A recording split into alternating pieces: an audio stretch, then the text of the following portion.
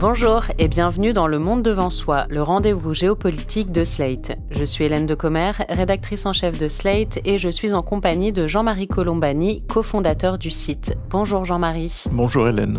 Et avec nous à distance, Alain Frachon, éditorialiste au Monde et spécialiste des questions internationales. Salut Alain. Bonjour Hélène. Pour ce dernier épisode de la saison, mais promis, on se retrouve en septembre, je vous propose de faire un tour d'horizon des points chauds de l'actualité mondiale. On commencera par la situation dramatique à Gaza, où chaque jour apporte son lot de tragédies et où l'indignation internationale n'a pas d'effet sur Benyamin Netanyahou. Nous irons ensuite en Ukraine, où la guerre continue de bouleverser l'équilibre européen.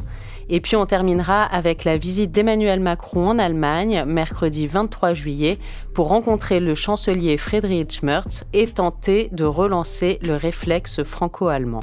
Alors, on commence avec la situation humanitaire à Gaza. Le secrétaire général de l'ONU a dénoncé l'horreur qui sévit dans ce territoire avec, je le cite, un niveau de mort et de destruction sans équivalent dans l'histoire récente.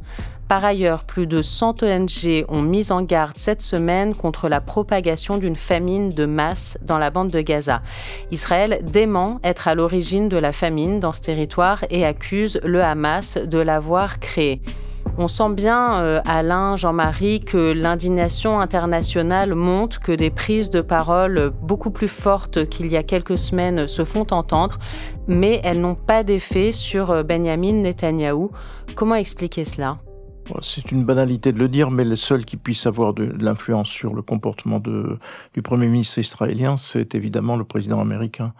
Et le président américain n'intervient pas manifestement dans un sens qui permettrait justement de faire appliquer une trêve et de rendre l'approvisionnement de la bande de Gaza normal autant qu'on puisse le faire dans une situation pareille. Sans entrer dans le débat sur les accusations contre l'armée israélienne qui tire sur des gens qui veulent s'approcher des postes de nourriture et de ceux qui disent mais c'est parce que tout ça est contrôlé par le Hamas. Alors si c'est contrôlé par le Hamas, à quoi a donc servi cette guerre ? Moi, la question que je me pose, c'est est-ce que cette guerre a encore un sens à Gaza ? Est-ce que la guerre n'est pas, au dire d'ailleurs de certains militaires israéliens, est-ce qu'elle n'est pas terminée depuis déjà un certain temps ? Donc, quel est l'objectif, au fond, le vrai objectif du gouvernement israélien de continuer comme cela cette action guerrière sur la bande de Gaza ? Ça me paraît être la question essentielle. Alain Frachon ? Il y a plusieurs niveaux d'analyse sur ce qui se passe en ce moment à Gaza. Le premier, c'est qu'il y a, par l'intermédiaire du Qatar, et des États-Unis et de l'Égypte, il y a toujours des conversations entre le Hamas et Israël, conversations indirectes pour obtenir la libération des otages qui ont été pris par le Hamas lors de la tragédie d'octobre 2023. Il y a toujours, semble-t-il, au moins une vingtaine d'otages qui sont vivants et toujours aux mains du Hamas. Alors le Hamas ne veut pas les céder, il veut obtenir en contrepartie un certain nombre d'éléments, un certain nombre de concessions de la part d'Israël et les deux parties n'arrivent pas à s'entendre. Ça, c'est le premier niveau d'analyse. Sur le pourquoi d'une guerre qui se prolonge, on peut dire qu'au bout d'un an de campagne, menée par Israël, au bout d'un an, il y a des militaires américains au plus haut dans la hiérarchie de l'armée pour dire c'est fait, nous avons réduit, neutralisé militairement le Hamas, qui d'ailleurs ne tire plus de roquettes sur les villes du sud d'Israël depuis de longs mois. Eh bien, la guerre continue. La guerre continue parce que c'est sans doute une question de politique intérieure israélienne, de majorité pour Benyamin Netanyahou, qui dépend toujours de partis extrémistes, de deux partis extrémistes qui ne veulent pas entendre parler de la fin de la guerre parce que leur objectif est très simple. Leur objectif, c'est l'épuration ethnique. Faire créer une situation intenable à Gaza de façon à ce qu'il n'y ait pas d'autre solution pour les Gazaouis que de quitter le territoire. Encore faudrait-il que le seul pays arabe frontalier de la bande de Gaza, l'Égypte, accepte. Ce n'est pas le cas. L'Égypte se refuse à accepter de prendre sur son territoire 1 500 000, voire 2 300 000 Palestiniens, 2 300 000 personnes. C'est à peu près le nombre de Gazaouis qu'il y a. Voilà un deuxième élément d'analyse, si vous voulez, qui relève de la situation politique intérieure. Et pour en revenir à la question de Hélène, pourquoi cette situation ? Parce qu'il n'y a strictement aucune pression internationale exercée sur le gouvernement israélien. Prenons les 5 membres permanents du Conseil de sécurité de l'ONU. La Chine a des relations économiques très importantes avec Israël. La Chine est notamment un des pourvoyeurs de capitaux, non seulement de capitaux, mais aussi de capital intellectuel, de la haute technologie israélienne, laquelle haute technologie a pour premier marché l'Union européenne. La bourse de Tel Aviv se porte très bien, notamment les valeurs de haute technologie. À aucun moment, la Chine n'a menacé d'interrompre, de suspendre sa coopération dans le domaine de la haute technologie avec Israël. À aucun moment, la Chine n'a menacé de suspendre ses relations économiques, voire de prendre des sanctions économiques contre Israël. La Chine est totalement derrière le gouvernement de Benyamin Netanyahou, de manière explicite ou implicite. Prenons la Russie, deuxièmement, pour prendre un autre membre du Conseil de sécurité de l'ONU. La Russie entretient d'assez bonnes relations avec Benyamin Netanyahou et avec son gouvernement. À aucun moment, la Russie n'a menacé, par solidarité avec les Palestiniens, de diminuer sa représentation diplomatique en Israël, par exemple, ce qui eût été une sanction politique symbolique, mais enfin tout de même importante. Pour ce qui est du gouvernement américain, Jean-Marie l'a dit, aucune pression venant de la part de l'administration Trump. Il est arrivé qu'il y ait des conflits entre Trump et Netanyahou. Il y a eu ces derniers mois une série de conflits, de mesures prises par les États-Unis qui déplaisaient au gouvernement Netanyahou. Mais fondamentalement, l'acheminement constant, quotidien, je veux dire, des munitions et des armes venant des États-Unis n'a jamais été interrompu. Et de ce point de vue-là, il n'y a pas de pression sur Benyamin Netanyahou. Alors restent les Européens. Alors, prenons les Français, les Britanniques en dehors de l'Union européenne. Là, c'est la même chose, si vous voulez. Chacun a reconnu, à juste titre, le droit d'Israël à se défendre. Mais jusqu'où va ce droit à se défendre ? L'Union européenne, au sein de l'Union européenne, plusieurs voix, notamment la France, mais aussi l'Espagne, mais aussi l'Italie, se sont fait entendre pour dire qu'il fallait que la guerre s'arrête et trouver un autre moyen d'acheminement des vivres que celui mis en place par les Israéliens et par les États-Unis depuis plusieurs mois et qui ne fonctionne absolument pas. Et donc, là encore, pas moyen au sein de l'Union européenne de trouver une majorité pour dire « attention, nous allons suspendre l'accord de libre-échange entre l'Union européenne et Israël si cette guerre ne s'arrête pas ». Et si l'aide humanitaire n'arrive pas à être acheminée normalement à Gaza. Eh bien, là encore, donc, impossibilité de la moindre pression sur le gouvernement de Benyamin Netanyahou. Telle est la situation. Des indignations donc, mais pas de pression concrète, on l'a bien compris. Dans les points soulignés par Alain pour expliquer le jusqu'au-boutisme de Benyamin Netanyahou, il y a la situation politique intérieure d'Israël avec cette coalition gouvernementale, Jean-Marie Colombani, qui est devenue très faible en faveur de Benyamin Netanyahou. Actuellement, il ne dispose plus que d'une courte majorité de 61 sièges sur 120 au Parlement. Ça a bougé ces derniers jours. Est-ce que vous pouvez nous expliquer ce qui s'est passé au sein de cette coalition gouvernementale ? En fait, il y avait déjà eu un précédent qui était passé pas loin du tout de la mise en minorité du gouvernement. Ça ne s'est pas produit. Et là, de la même façon, il y a 2 ministres orthodoxes qui ont menacé de quitter la coalition, mais qui ne le font pas. Donc, c'est vrai que Netanyahou, en fait, non seulement reste prisonnier électoralement parlant à la Knesset de ces mouvements, mais en même temps, il pratique une politique qui est celle de ces extrémistes. Et donc, on ne sait pas d'ailleurs à quel point Netanyahou n'adhère pas profondément aux objectifs finaux de ces extrémistes qui sont ce qu'a rappelé Alain, qui sont le fait de faire partir les Gazaouis de la bande de Gaza. Et donc, c'est l'éternelle théorie du Grand Israël, avec en même temps ce qui se passe du côté de la Cisjordanie, qui est aussi un point obscur pour le moment. On parle davantage, à juste titre, des morts au point d'approvisionnement que de ce qui se passe où il y a des incidents tous les jours entre Palestiniens et colons qui s'installent et qui attaquent. Une église a d'ailleurs été attaquée récemment, ce qui a provoqué une réaction en Israël, mais ça ne va pas plus loin. Donc la situation politique reste figée jusqu'au moment où pourra intervenir le moment des élections, mais pour le moment, c'est toujours bloqué. Dans l'absence de réaction internationale, prenez aussi les régimes arabes, qu'il s'agisse de l'Égypte ou de la Jordanie, du Bahreïn, de l'État des Émirats arabes unis ou du Maroc. Tous ces pays ont des relations diplomatiques, ont ouvert des relations diplomatiques avec Israël. Aucun d'entre eux n'a suspendu ces relations, interrompu momentanément, fermé une ambassade, rappelé un ambassadeur. Aucun d'entre eux. Alors que les opinions arabes sont naturellement, et pas seulement les opinions arabes, mais les opinions dans l'ensemble de ce qu'on appelle aujourd'hui le Sud global, sont profondément choquées par ce qui se passe à Gaza. Pour la première fois d'ailleurs, il y a des manifestations au Maroc. Les manifestants demandent l'arrêt justement du processus dit d'Abraham, qui a vu en effet une reconnaissance de l'État d'Israël.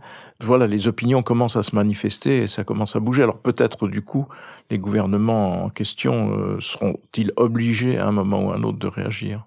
Hélène, je voulais juste ajouter un mot parce que je n'ai pas mentionné le Soudan parmi les pays membres de la Ligue arabe et qui ont ouvert des relations diplomatiques avec Israël.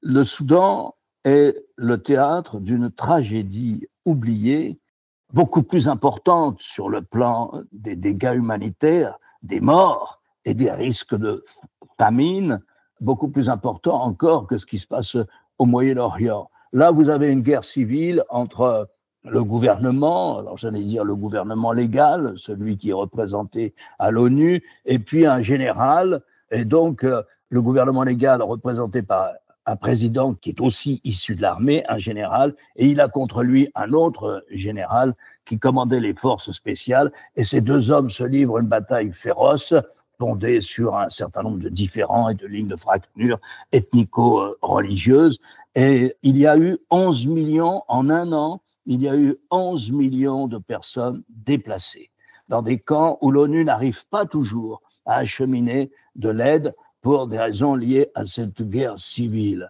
Et là, si vous voulez, parmi ces 11 millions de déplacés, il y a une situation de famine effroyable, en dépit de tout ce qu'essaie de faire la communauté internationale. Et donc voilà, je n'avais pas mentionné le Soudan parmi les pays qui ont fait partie des accords d'Abraham, parce que ce Soudan est lui-même le théâtre d'une tragédie oubliée et d'une tragédie qui, sur le plan humanitaire, atteint des proportions invraisemblables.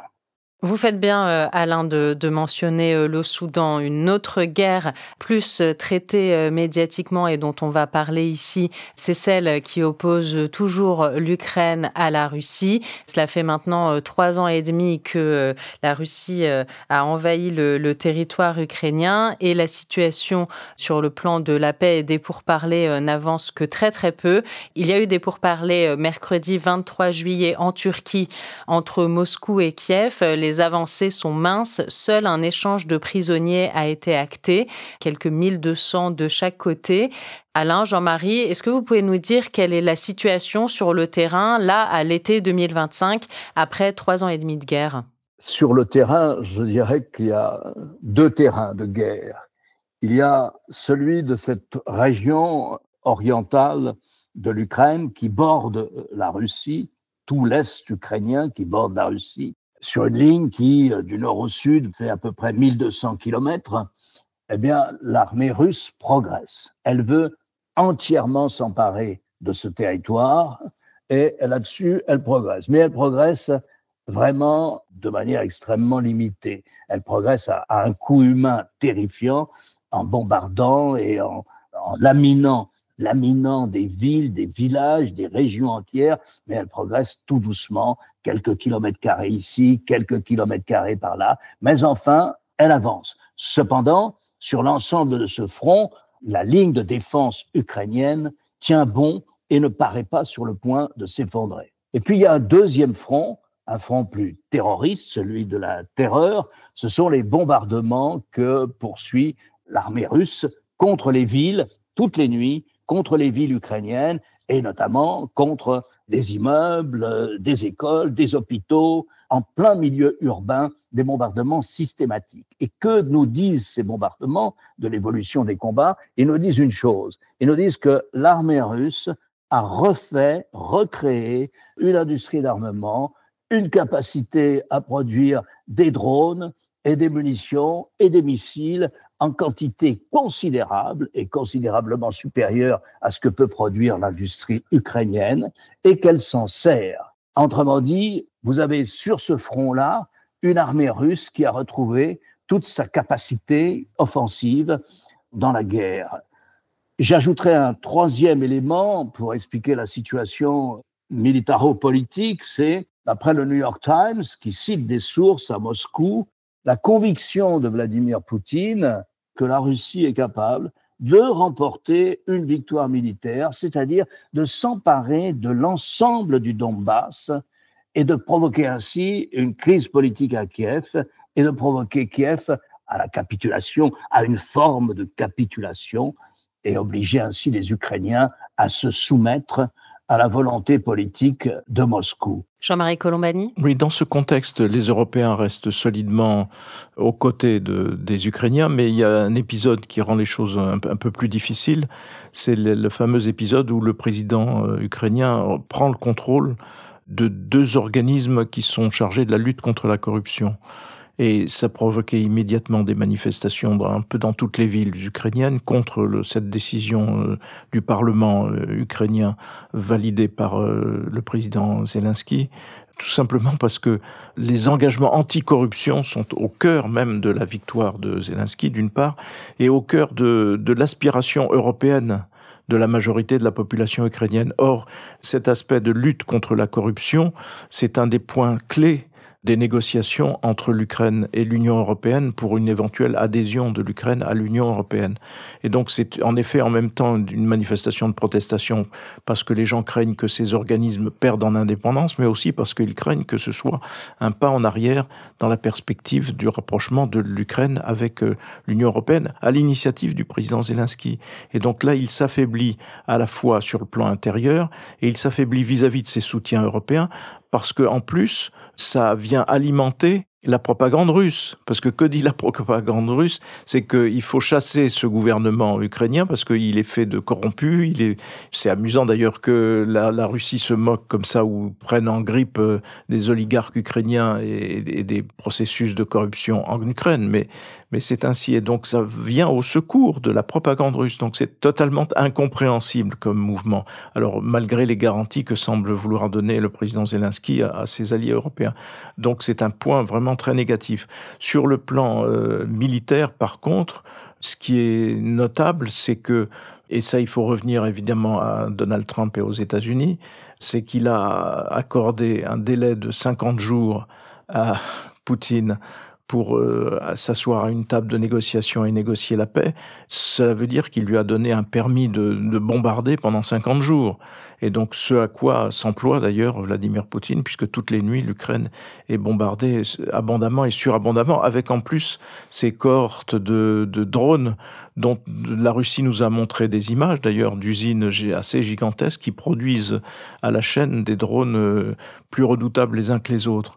Donc voilà, la situation est de ce point de vue-là marquée davantage par des éléments inquiétants ou négatifs que par des avancées côté ukrainien. Alain Frachon, un mot sur la position américaine incarnée par Donald Trump depuis le début de l'année dans ce conflit? Si on essaye de résumer un peu ce qui s'est passé cette année, de ce côté-là, du côté du soutien américain, on ne peut qu'être assez inquiet des signes que donne l'administration Trump.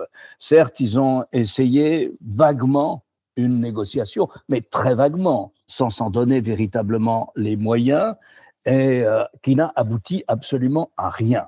Il y a des conversations, vous l'avez dit Hélène, à Istanbul, une 3e séance a eu lieu cette semaine, indirectement, parce que les conversations se passent par l'intermédiaire du ministère turc des Affaires étrangères.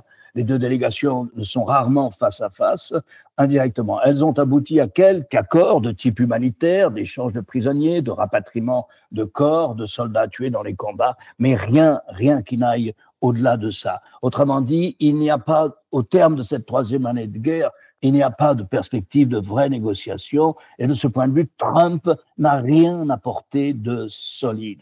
En revanche, il a amorcé ce qui me paraît être un retrait américain de ce front-là. C'est-à-dire que puisque la négociation est beaucoup plus difficile que ce qu'imaginait Donald Trump, eh bien, on va s'en retirer sans proclamer quoi que ce soit.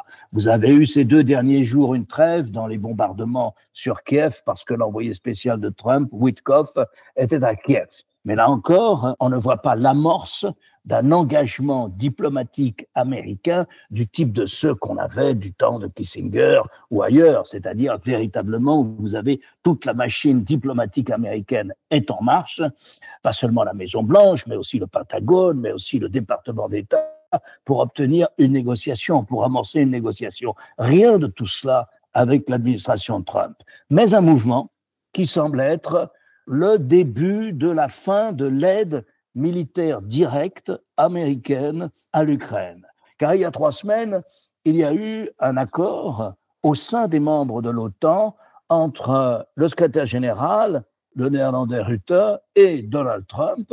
Et au terme de cet accord, les Américains ont dit « Nous sommes d'accord pour livrer des armes à l'Ukraine, notamment toutes les armes qui manquent cruellement en ce moment à l'Ukraine, c'est-à-dire essentiellement, mais pas uniquement, la défense antiaérienne. Nous sommes d'accord à condition que les Européens payent. » Voilà où on en est. C'est-à-dire que là, vous avez un accord américain pour que les Européens puissent acheter des armes et les livrer aux Ukrainiens. Ça s'appelle, d'une manière ou d'une autre, c'est une façon de retirer un engagement qui était un engagement des États-Unis d'Amérique aux côtés d'une démocratie naissante, l'Ukraine, qui a été agressée par un autre qu'elle ne menaçait pas.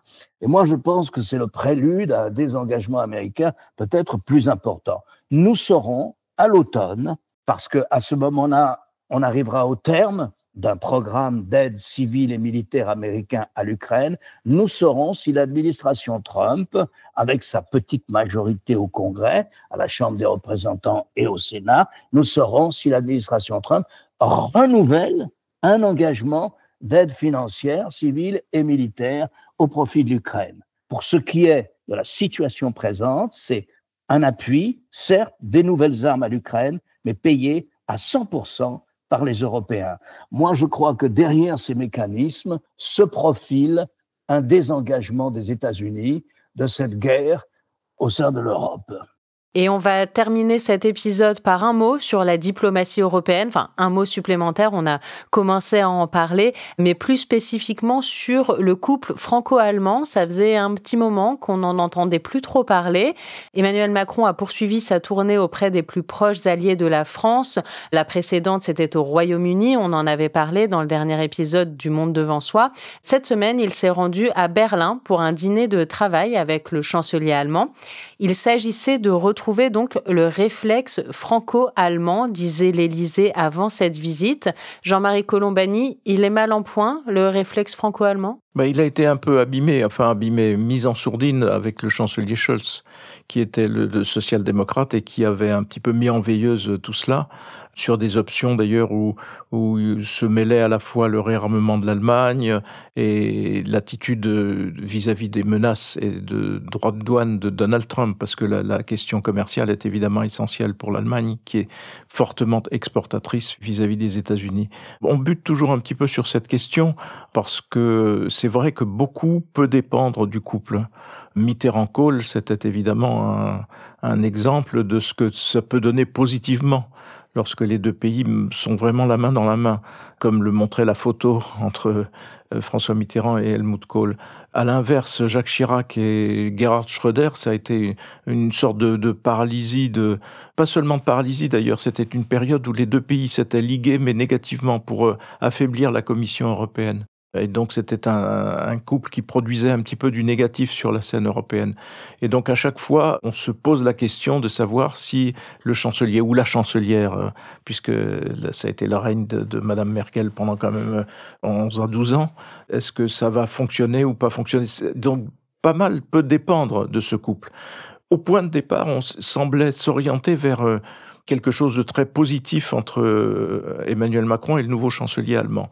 Et il y avait toutes ces démonstrations de rapprochement France, Grande-Bretagne, Allemagne, Pologne, sur des questions décisives et centrales qui touchent à la sécurité de l'Europe. Et puis le chancelier est rattrapé un petit peu par la scène politique intérieure allemande, où la question du nucléaire est venue se greffer. Pourquoi la question du nucléaire ? Parce que tout le monde pense au retrait américain. Et qui dit retrait américain, dit retrait de la protection nucléaire américaine sur l'ensemble des pays européens, dont l'Allemagne. Et donc, du coup, que fait-on du nucléaire français ? Que fait-on du nucléaire britannique ? Français et Britanniques se sont rapprochés sur ce sujet, mais le chancelier va avoir fort à faire avec sa propre majorité, qui est composite. Hein. Je veux dire, c'est un gouvernement de coalition, donc les difficultés d'un chancelier ou de la chancelière auparavant sont là, parce qu'une coalition, ça ne se manipule pas comme on pense qu'elle peut se manipuler quand on est en France, président d'une république avec une majorité absolue. Ce qui n'est pas le cas d'ailleurs d'Emmanuel Macron, mais c'est ce qu'on peut avoir comme vue de la France de l'extérieur. C'est un pays où le président décide. En Allemagne, c'est pas le chancelier qui décide. Le chancelier peut donner des impulsions, mais ensuite il faut qu'il construise sa majorité autour de cela. Donc on en est là, avec évidemment des points de désaccords normaux, j'allais dire, à la fois sur la stratégie commerciale, sur la conception qu'on peut avoir de la sécurité dans 15 ou 20 ans. Toutes ces questions-là sont posées. Moi, je pense toujours qu'il ne faut pas majorer les points de mésentente, parce que c'est vrai que quand deux hommes s'entendent et se comprennent bien, les choses peuvent avancer plus rapidement qu'on ne le croit. Ma grande interrogation dans ce domaine, pour le moment, reste la même, compte tenu des défis que l'Europe doit affronter entre la Chine et les États-Unis et la Russie. Donc de la nécessité absolue de se renforcer et de s'affirmer davantage. Qu'est-ce qu'attendent nos gouvernements, à commencer par le gouvernement français et le gouvernement allemand, pour mettre en pratique le rapport Draghi? Le rapport Draghi qui est à la fois un diagnostic et des solutions pour faire avancer les choses. Tout le monde a salué ce rapport, tout le monde s'est dit « Ah ben c'est ça qu'il faut faire », et puis rien ne se passe. Rien ne se passe ni à Paris, ni à Berlin, ni ailleurs. Et ça, c'est pour moi le point le plus important et le plus négatif de la situation actuelle. Merci beaucoup Jean-Marie Colombani, merci Alain Frachon, je vous souhaite un très bel été et chers auditeurs, auditrices, n'oubliez pas que vous pouvez nous écouter dans Mémoire d'un monde, le podcast de Jean-Marie Colombani dont un épisode sort chaque semaine tout l'été. Merci Hélène. Merci Hélène. Le Monde devant soi est un podcast produit par Slate Podcast. Production éditoriale et présentation, Hélène Decomer. Prise de son, montage et réalisation, Aurélie Rodriguez.